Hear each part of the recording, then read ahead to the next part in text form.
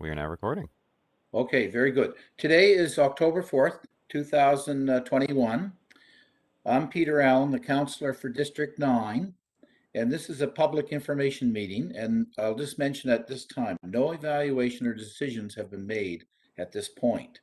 And present today are Jeremy Banks, the junior planner, and the applicant is Trissa Dunham. So, Jeremy, when you're ready to start your presentation, you may. All right, I will. Thank you so much for that introduction, Counselor Allen. I'm just going to share my slideshow.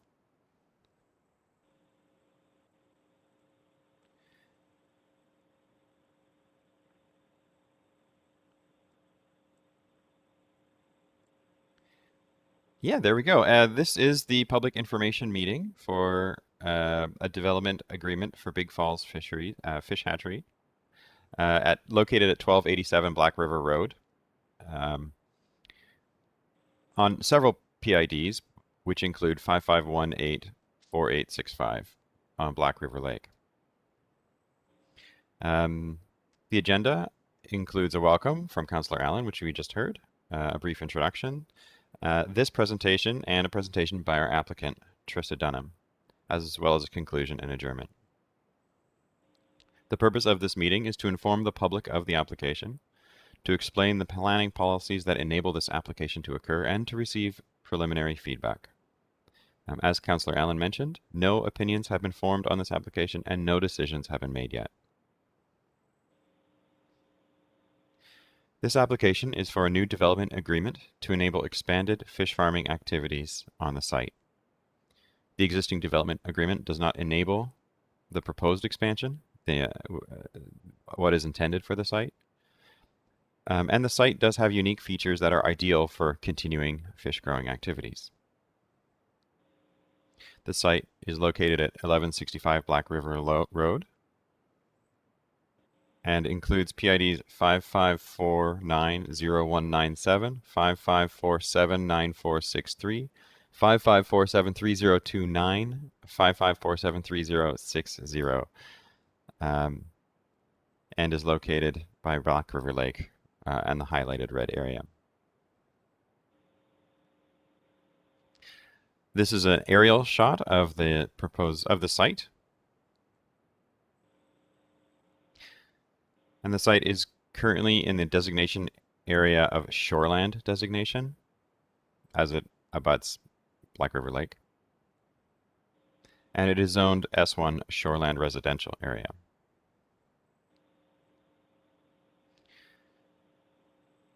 So as I mentioned, the existing development agreement does not enable the proposed expansion.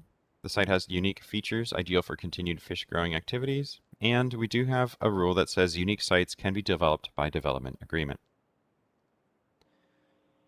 That rule states in the Municipal Planning Strategy, item 2.9.7, that Council shall consider only by development agreement within all designations and zones proposals for the reuse of unique structures, unique lots, and historic places and structures that do not meet the requirements of the land use bylaw.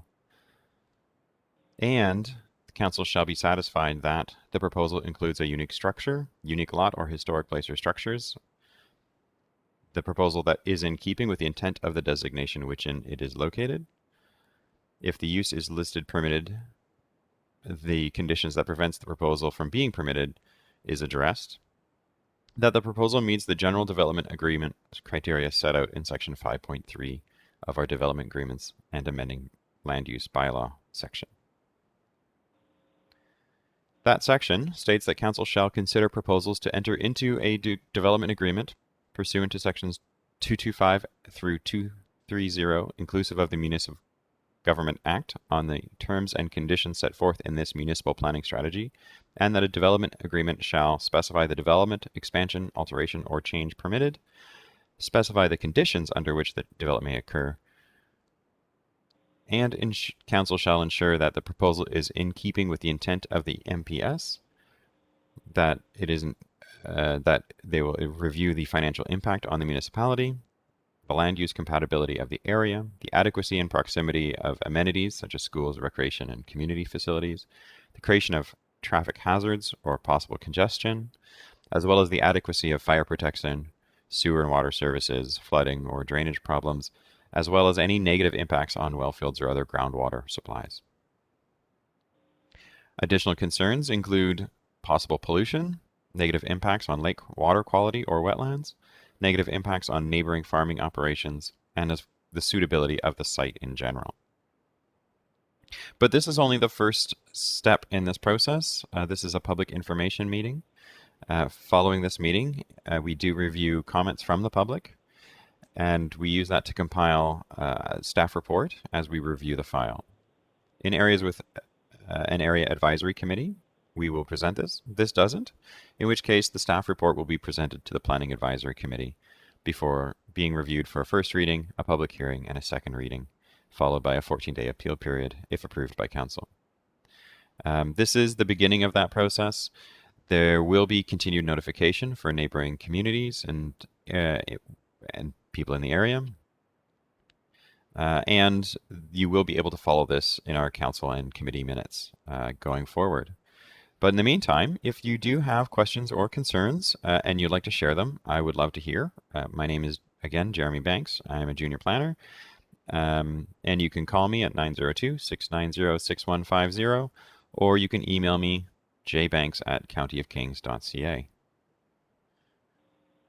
And thank you very much. Thank you, Jeremy, for your presentation. I would just mention on top of that, anyone that wants to contact you to also provide their name and civic address. Yes, that's Okay. quite true. We do require that for Yeah, public I just record. wanted to mention that. Yeah, thank you for Anyway, mentioning that. you're welcome. Trissa, at this time, did you want to mention anything or have anything to say to add to Jeremy's presentation? Absolutely. I'll introduce myself first. Hi, my name is Trissa Dunham. I've worked at Big Falls since 2013, and I've been a manager at the site for the past 2 years. So basically, what we're looking to do here is Big Falls was sold to Wakapa First Nations in 2018. The site was originally built in 1996. And it's been in operation since then. What Wakapa First Nation is looking to do is basically just to update the technology present on the site because it's outdated and it's starting to show its age. So we're hoping to, in the process of doing that, also introduce infrastructure that is a little more environmentally responsible. We're looking to implement a reuse system, which just means that the water that we use to grow our fish, we'll have a building that we're proposing to build that will recycle the water, clean it, and send it back out to the tanks. So it will, reduce our water withdrawal from our source, Black River Lake, and it will reduce our effluent water leaving the site, and it will clean the water in the process. In addition, they're proposing to build a new hatchery building to replace the current one, and this hatchery building will have the same technology that the water will be reused instead of coming in and leaving the site. Yeah, so that's sort of the plan for the future, and we're hoping that everyone's on board with that. Very good, Tricia. Thank you for your presentation, and that was very informative. So with that said, that concludes this meeting, and I'd like to thank everyone involved. Thank you.